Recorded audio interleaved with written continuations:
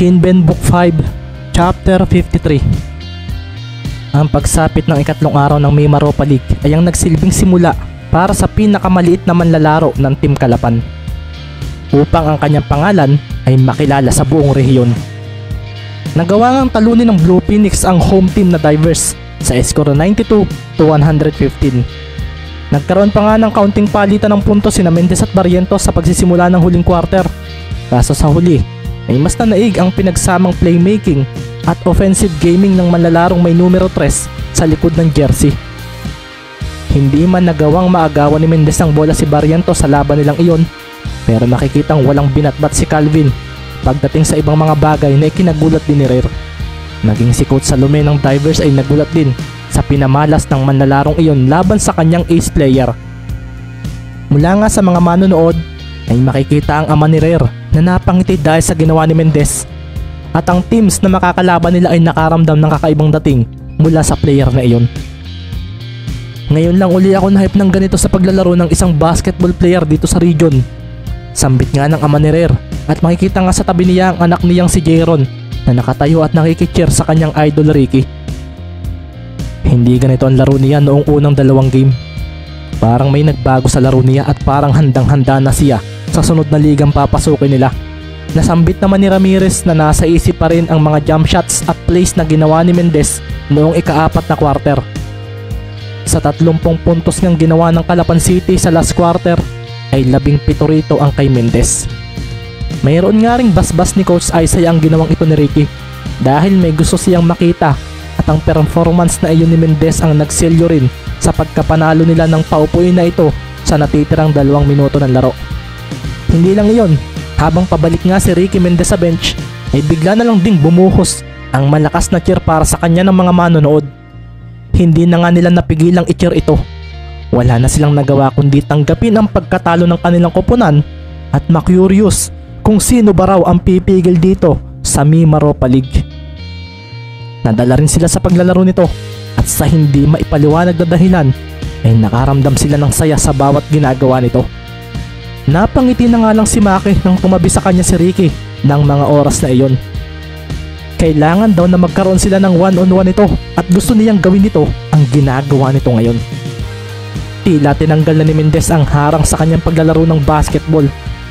Ito ay matapos niyang makaharap si Kyrie Lastimosa at masabi kay Calvin Barrientos ang gusto niyang mangyari kung bakit siya nandito sa Mima Europa League. Ginulat nga niya ang buong rehiyon ng 4B nang siya na isang 5'6" ay makapagtala ng 53 points, 15 assists, 8 steals at 4 turnovers laban sa isang team na kasali sa Maharlika League. Maging sa probinsya nga ng Batangas ay may ilang nakapanood ng labang iyon at napaseryoso na lang sila nang ang inaasahan nilang mananalo sa labang iyon ay tinambakan lang ng isang bagong team na nagmula sa Ormin na sasali rin sa Maharlika League sa sunod na liga. Ang naging laro ng pamangkin mo, mukhang hindi ganito ang performance niya noong nagkaharap ang team natin sa kanila. Kalmadong wika nga ni Sir Domingo kay PJ na masayang masaya sa naging performance ni Ricky Mendez. Mas nagiging mabilis ang improvement niya. Kung magpapatuloy ito ay mas dapat nating paghandaan ang mga gaya niya sa oras na magsimula ang Maharlika League. Sambit nga ni PJ at napatingin na lang siya kay Bull na biglang tumayo na mula sa salas. Saan ka pupunta? Tanungan ng ama nito. Magpa-practice. Napanood nyo naman siguro ang laro ni Ricky. Hindi ako pwede magpaisi-isi magmula ngayon. Hindi ko alam kung anong klaseng halimaw ang makakaharap natin sa Maharlika. Wika ni Bull na lumabas na ng bahay. Nagkangitian naman ang 2 Duremdes na naiwan sa loob.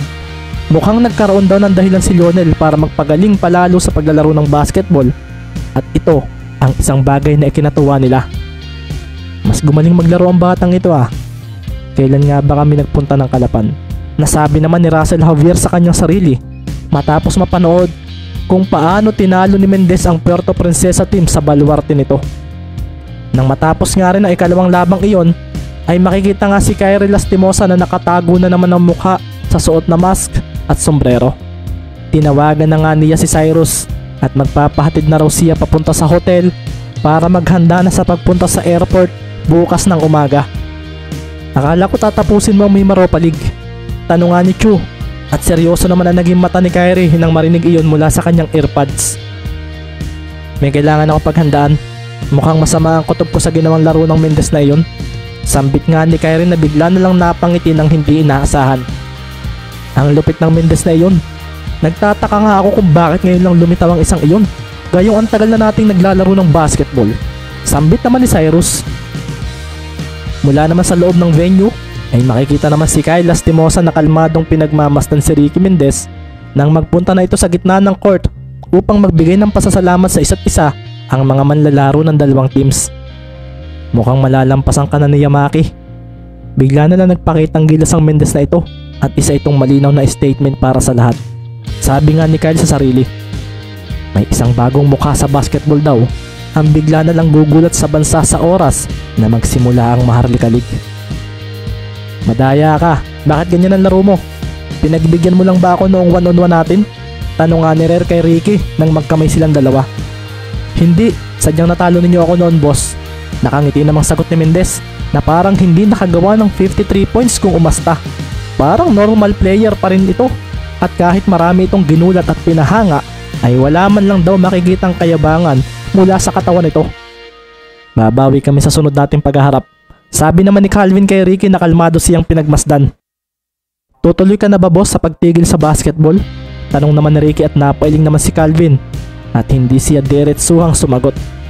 Sa oras na matapos ang Mima Europa League, pupunta ako ng Kalapan para dayuhin ka ng laro roon at hindi ka na makakapuntos ng basta-basta laban sa akin. Sambit nga ni Calvin at ito rin ang nagpangiti ng ayos kay Ricky. Paano pa ako titigil kung pinamukha mo sa akin kung ano ang basketball para sa'yo? Hindi ko akalain na pwede pa rin pala akong maging masaya sa paglalaro ng basketball kahit wala na ang babaeng iyon. Sambit na nga lang ni Calvin sa sarili at inakbayan din niya si Rare. Nakakatapos lang makipagkamay sa iba pang players ng Kalapan. May practice ba tayo bukas? Sasama na ako para matuwa naman si coach sa akin. Sambit pa nga ni Calvin na ginatuwa bigla ni Rare. Isa lang daw ang ibig sabihin nito. Napatingin nga si Marquez kay Ricky na kinakausap ni Coach Salome at kahit nga natalo sila, natambakan ay pakiramdam niya ay isa itong bagong simula uli, lalo pat alam niyang hindi titigil si Calvin sa paglalaro ng basketball. Samantala, nagkaharap na nga muli ang dalawang coaches ng team at makikita kay Coach Cervantes ang pagmamalaki nito kay Salome. Maswerte ka kasi may Mendez ka. Sambit ng coach ng Divers na iniangat ang kamay sa harapan ni Cervantes. Walang swerte sa basketball. Ang lahat ng ito ay bunga lang din ng hard work ng batang iyon. Salamat sa magandang game sa mga bata ko. Nag-enjoy rin naman ako sa simula. Sabi pa nga ni Coach Cervantes at isang tapik pa nga sa balikat ang ibinigay niya kay Coach Salome na kinaseryoso ng mga players nito. Habang naglalakad nga palabas ang team ng Kalapan ay binigyan pa sila ng masigabong palakpakan ng mga manonood at makikita nga si Baron at Larry na parang nahihiyang kausapin si Ricky. Pakiramdam kasi ng dalawa ay lumalayo na ito sa kanila pagdating sa basketball. Kinahapon na naman, sa huling laro para sa araw na ito na ginanap naman sa PSU ay ibinigay naman ng Palawan Falcons sa Marinduque ang ikatlong pagkatalo ng mga ito. 114-88 ang naging score at isang 80-point performance ang ginawa ng Big 3 ng Falcons na sina Tank de Guzman 22 points, Reggie Aguilar 25 points at Derek Soko 33 points. Baka nakakalimutan ng Kalapan, team game ang basketball. Pipigilan natin tatlong Mendez na iyon sa oras na sila ang makaharap natin. Wika nga ni Reggie Aguilar na makikitang ngumunguya ng bubblegum habang papalabas ng PSU.